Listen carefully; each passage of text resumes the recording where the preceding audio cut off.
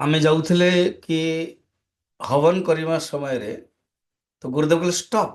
ଯେତେବେଳେ ଧୂଆଁ ଅଛି ସେଇଟା ଆହୁତି ଦିଅନି।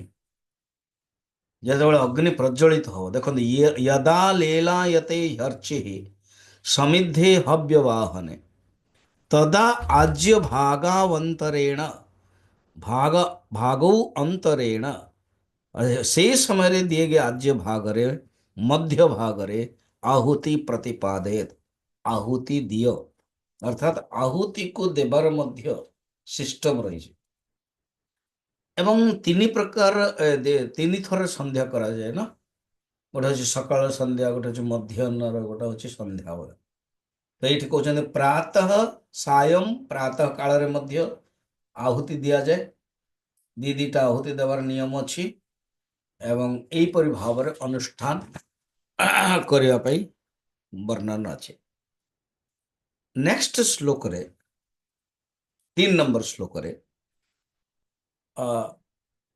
ଯେଉଁମାନେ ଏଇ ପାଳନ ଠିକରେ କରନ୍ତି ନାହିଁ ସେମାନଙ୍କର କ'ଣ ଅସୁବିଧା ହୁଏ ବୁଝଉଛନ୍ତି। ବड़ा ଖତରନାକ ଜିନିଷ।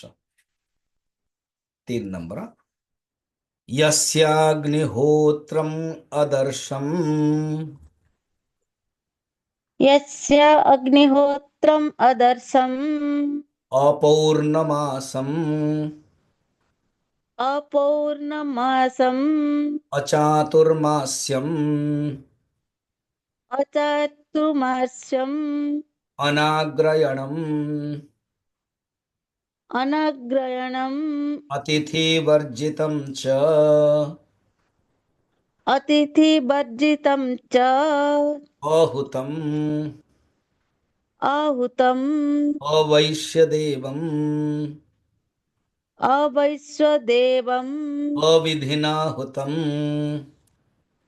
अविधिनं हुतम् आसप्तमांस्तस्य असप्तमा आसप्तमांस्तस्य असप्तमस्तस्य लोकान् हिनस्ते। लोकान्निनस्ति। बड़ा डरावना मंत्र एटा। अर्थात जदि कौनसी जो यज्ञर सब सिस्टम अच्छी, किए जदि एई यज्ञ सब करिबनी ताहले ता पई कौन कौन असुविधा हो। फर्स्ट तो कहते सात पीढ़ी नष्ट हो।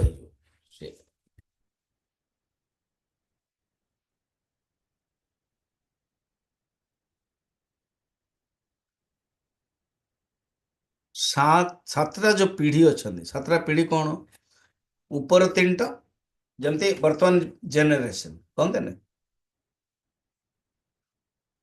फ्यूचर जेनेरेशन कौन हम कौन ना कहते नहीं। तो 3टा जेनेरेशन रो फ्यूचर माने तल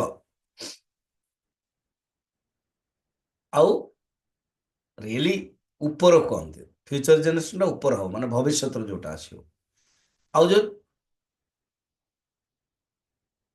जेनेरेशन जोटा पास्ट जेनेरेशन माने आपणकर बापा, आपणकर पितामह, बापांकर बापा, आउ गोटे हूँ प्रपितामह, योर फादर माने आप निज निजे देखे यू 0 1 2 3। 1 रे रहिले बापा, 2 रे रहिले ग्रांडफादर एंड ग्रेट ग्रांडफादर, एपटे 3 सेपटे सेमती भी आपणकर पुओ, तार पुओ प्रपौ पौत्र एवं प्रपौत्र, पुओ, पुओर पुओ, पुओर पुओर पुओ, प्रपौत्र, children, grandchildren, great grandchildren. ये है 7टा लोक नष्ट हो। जमती कौन से शास्त्र वर्णन अच्छे ना, कौन से परिवार जदि किए सन्यास हो गला 21 पीढ़ी पार पाई जाते, 7टा पीढ़ी पार पाई जाते। सेमती ये हूँ श्रुति फल।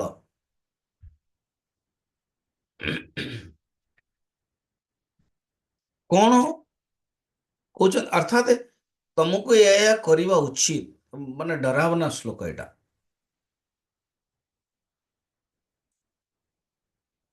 ଅସ୍ୟ ଅଗ୍ନିହୋତ୍ର ଶ୍ଲୋକକୁ ଟିକେ ଭାଙ୍ଗିବେ ତେବେ ଯାଇକି ପଢିପାରିବେ, ନହେଲେ ପଢି ହବନି। ଅଗ୍ନିହୋତ୍ର, ଅଗ୍ନିହୋତ୍ର ଯୋଉ ନିତ୍ୟ କର୍ମ जो प्रत्येक दिन କରାଯାଏ ତାକୁ କହନ୍ତି ଅଗ୍ନିହୋତ୍ର। ଅର୍ଥାତ୍ ଆମ ହିନ୍ଦୁ ଧର୍ମରେ ବୈଦିକ ଜୀବନ ପଦ୍ଧତି କେମିତି ହେବା ଉଚିତ, ସେ ସେମାନଙ୍କର କେବଳ ଜୀବନ ପଦ୍ଧତି ଏଇ କର୍ମ ଭଲ ଯଜ୍ଞ ଆଦି ପୂଜା ପାଠ ସଂସ୍କୃତିରେ ଚାଲି ଯାଉଥିଲା।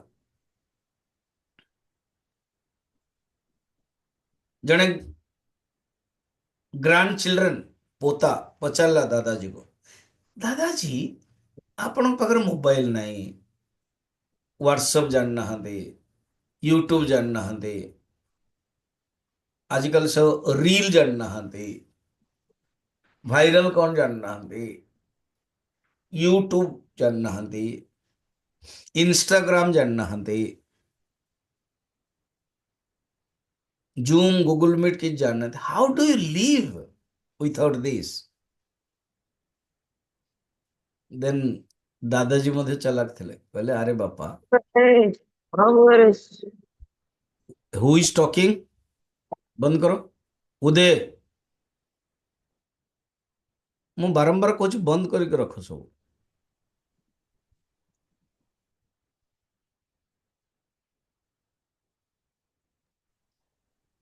ତ ଦେନ୍ ଉତ୍ତର ହଉଛି କଣ, ଦାଦା କହିଲେ କି ଆରେ ପିଲା, ମୋ ପୁଅ, ମାନେ ପୁଅର ପୁଅ, ଆରେ ବେଟା, ତୁ ମତେ କହିଲୁ ଇନଷ୍ଟାଗ୍ରାମ ଜାଣିନାହାନ୍ତି, ଇଏ ଜାଣିନାହାନ୍ତି, ସେ ଜାଣିନାହାନ୍ତି, ଏସବୁ କେମିତି ତୁମେ ରହୁଛ? ତୁମେ ଭଜନ କରୁନ, ପୂଜା କରୁନ, ଧ୍ୟାନ କରୁନ,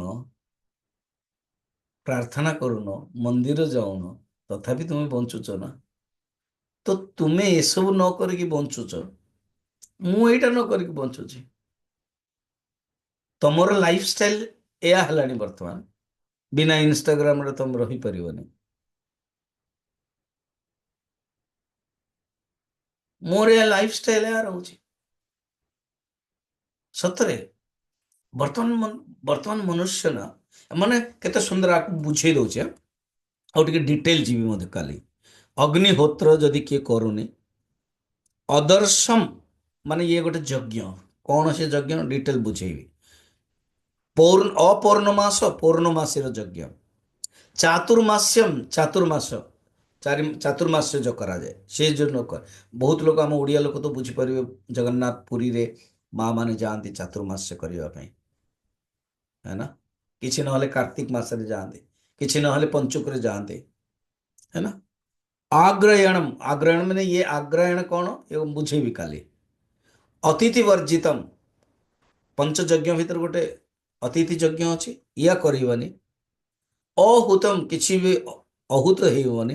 ଅବୈଶ୍ୟଦେବମ, ବୈଶ୍ୟଦେବ ଯଜ୍ଞ ଅଛି, ବିଧିନ ଆହୁତ, ଯଦି ଏଇ ବିଧିରେ କିଏ କରୁନି ତାହେଲେ କଣ ହବ, ତାର 7ଟା ପିଢି ନଷ୍ଟ ହେଇଯିବ।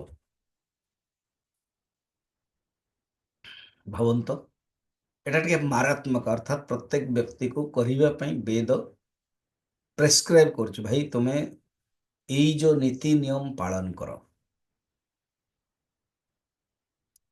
ସତରେ ବିନା ମୋବାଇଲର, ବର୍ତ୍ତମାନ ଯଦି ଆପଣ ଜାଣୁଛନ୍ତି କି ବିନା ମୋବାଇଲରେ ଆପଣ ରହିପାରିବେନି, ବଡ଼ ଡିଫିକଲ୍ଟ। ବର୍ତ୍ତମାନ ମୁଁ 15 ଦିନ ପର୍ଯ୍ୟନ୍ତ ମୋବାଇଲ ମୋର ବନ୍ଦ ଥିଲା, ଜାନୁଆରୀ 5 ରୁ ଜାନୁଆରୀ 18 ମୁଁ 14 ଦିନ ଭିତରେ ଥିଲି। ସେ ଗୋଟେ ବड़ा ଇଣ୍ଟରେଷ୍ଟିଂ ଆଶ୍ରମ, ହରିଓମ ଆଶ୍ରମ, ସୁରତରେ। ମୋଟା ସ୍ୱାମୀ, ମୋଟା ମାନେ ଗୁଜରାତରେ କହନ୍ତି ବଡେ, ସେ 70 ବର୍ଷ ପୂର୍ବରୁ ସେ ସଂକଳ୍ପ କରିଥିଲେ, ବड़ा ସୁନ୍ଦର ଥଟ୍ ତାଙ୍କର ଥିଲା। ଜଙ୍ଗଲରେ ଏକାନ୍ତ ମିଳୁଛି କିନ୍ତୁ ଭୋଜନ ମିଳିବାଟା କଠିନ, ସଂସାରରେ ଭୋଜନ ମିଳିଯାଉଛି କିନ୍ତୁ ଏକାନ୍ତ ମିଳିବା କଠିନ। ତେଣୁ ସିଏ ଏମିତି ଭାବିଲେ କି ଏମିତି ଗୋଟେ ଜାଗା କରିବି ଯେ ଦିଟା ଯାକ ମିଳିବ, ଏକାନ୍ତ ବି ମିଳିବ ଏବଂ ଭୋଜନ ବି ମିଳିବ।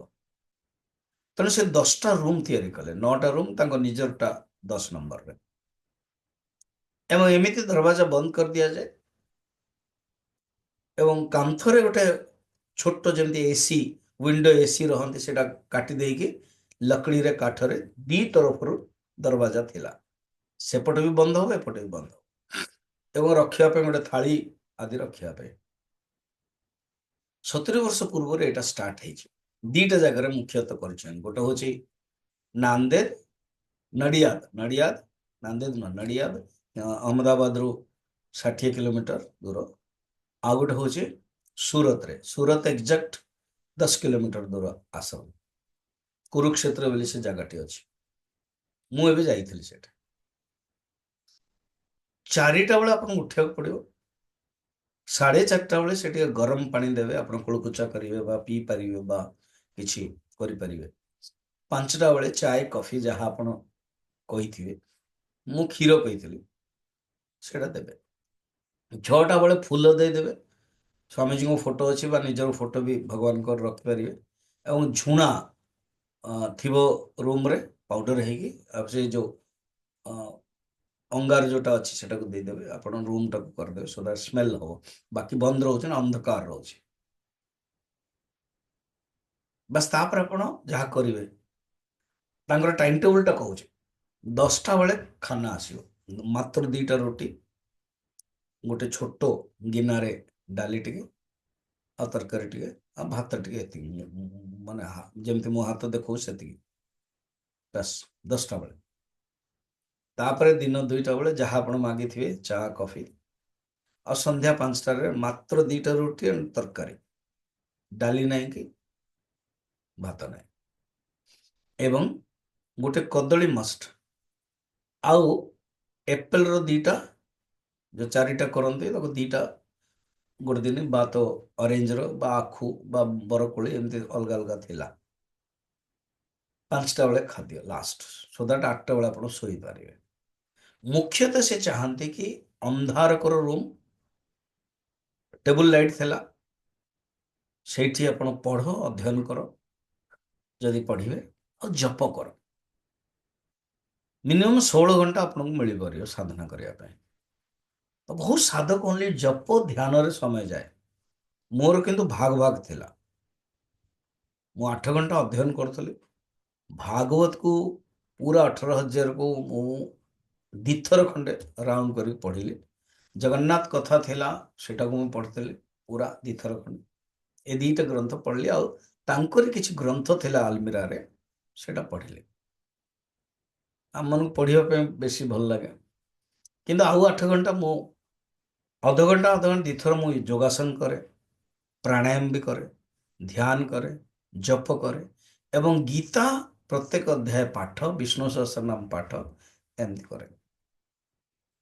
ମୋବାଇଲ ବନ୍ଦ, ନିଜର ଖାଇବାଟା କିଛି ନେଇପାରିବେନି, ସେତିକି ଯେ ଅଛି ସୁଇଚ୍ ଅଫ୍, ବିନା ମୋବାଇଲରେ ଆପଣ ରହିବେ। ଏଇଟା ମୁଁ ଲେଖିକି ହ୍ୱାଟ୍ସଆପ୍ରେ ପ୍ରାୟ ସମସ୍ତଙ୍କୁ ପଠେଇଛି, ଆପଣ ପଢ଼ିଥିବେ ଯଦି ଭଲ କଥା।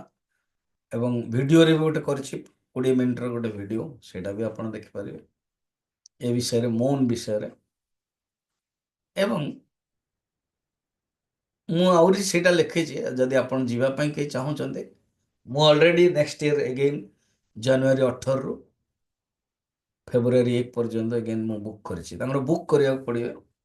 ଆଉ ମୋ ପାଇଁ ଲକି, ଯେଉଁ ରୁମ୍ ନମ୍ବର 1ରେ ସ୍ୱାମୀଜୀ ଥିଲେ, ସେଇ ରୁମ୍ ନମ୍ବର 1କୁ ମୋତେ ମିଳିଥିଲା, ଏବଂ ନେକ୍ସଟ ଇୟର ପାଇଁ ମଧ୍ୟ ମୁଁ ବୁକ୍ କରିଛି। 2027ରେ ମୋର ଇଚ୍ଛା ଅଛି ଯେ ମୂଳ ସେ ଷ୍ଟାର୍ଟିଂ କରିଥିଲେ 1954 ମସିହାରେ ନଡ଼ିଆଦରେ, ତାଙ୍କ ଜନ୍ମସ୍ଥାନ ପାଖରେ, ଏବଂ ଜଣେ ଗୁରୁ ଥିଲେ ଯୋଗୀ କୃଷ୍ଣ ନା ବାଲକୃଷ୍ଣ, ସିଏ ତାଙ୍କୁ କହିଥିଲେ ତୁ ଏଇ ଜାଗାରେ କରିବୁ ବାଲ ଯୋଗୀ, ତ ସେଇଟା ଆଶ୍ରମ କରିଛନ୍ତି, ସେଇଟା ମଧ୍ୟ 9ଟା ରୁମ୍ ଅଛି।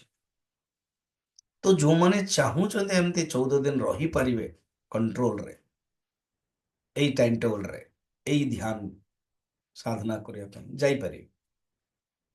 ଏବଂ ଆମ ପାଖରେ ପଟିଆଲାରେ 9ଟା ରୁମ୍ ଅଛି, ଯଦି କିଏ ପଟିଆଲା ବି ଆସନ୍ତି ମୁଁ ସବୁ ବ୍ୟବସ୍ଥା କରିଦେବି ସେଇ ଜିନିଷଟା है ना। ତ ଆପଣଙ୍କୁ ଠିକ ସମୟରେ ଯାହା ସବୁ ବ୍ୟବସ୍ଥା ସେଇଟା ବି ଗୋଟେ ଦି ଦିନ କରିପାରିବେ।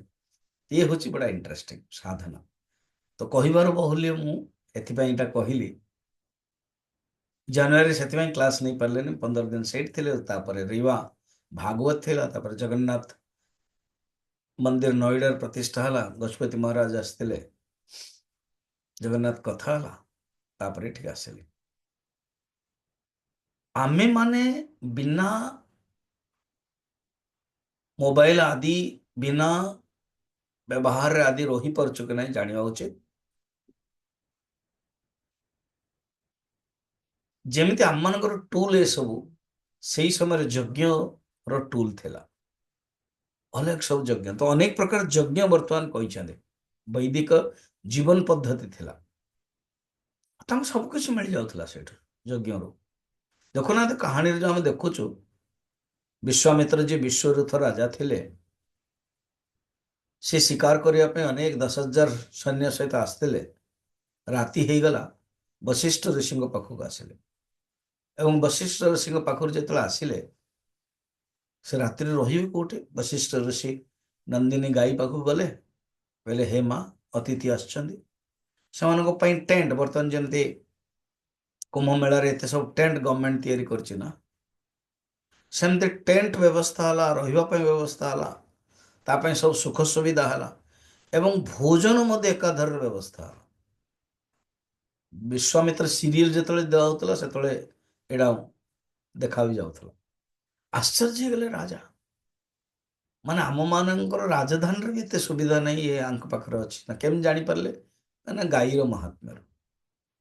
ଦେନ୍ ସେ ଗାଈ ନେବା ପାଇଁ ଚାହିଁଲେ, ହେଲାନି, ହାରିଲେ, ଦେନ୍ ତପସ୍ୟା କଲେ। ମୋର ପ୍ରଶ୍ନ ହଉଛି, ଦେଖନ୍ତୁ ସେଟା ସେ ପାଇଲେ କେମିତି? ଯଜ୍ଞରୁ ହିଁ। ଅମୃତ ମନ୍ଥନ ହେଲା ଏବଂ କାମଧେନୁ ଯେତେବେଳେ ଉତ୍ପନ୍ନ ହେଲେ, ପ୍ରଥମେ ବଶିଷ୍ଠଙ୍କୁ ଦିଆଯାଇଥିଲା। ତ ଯଜ୍ଞରୁ ସବୁ କିଛି ପ୍ରାପ୍ତ କରୁଥିଲେ, ଇଏ ବର୍ଣ୍ଣନ ରହିଛି। ତ ଏଇ କଥାଟା 3 ନମ୍ବର ଶ୍ଲୋକରେ ଆହୁରି ଟିକେ ଡିଟେଲ ଯିବା। ଅଗ୍ନିହୋତ୍ର ତ ଦେଖିଲେ, ଅଦର୍ଶ ଦେଖିବା, ଅପୌର୍ଣ୍ଣମାସମ, ମାନେ ପୌର୍ଣ୍ଣମାସ କଣ, ଅ ମାନେ ନାହିଁ, ଯେ କରୁନି, ଏସବୁ କାଲି ଦେଖିବା। ହରିଓମ। ବହୁତ ଦିନ ପରେ ଭେଟା ଭେଟି ହେଇଛନ୍ତି, ତେଣୁ ଆପଣମାନେ ମତେ ଟିକେ ସମସ୍ତେ ହରିଓମ କରିପାରିବେ। ଓକେ।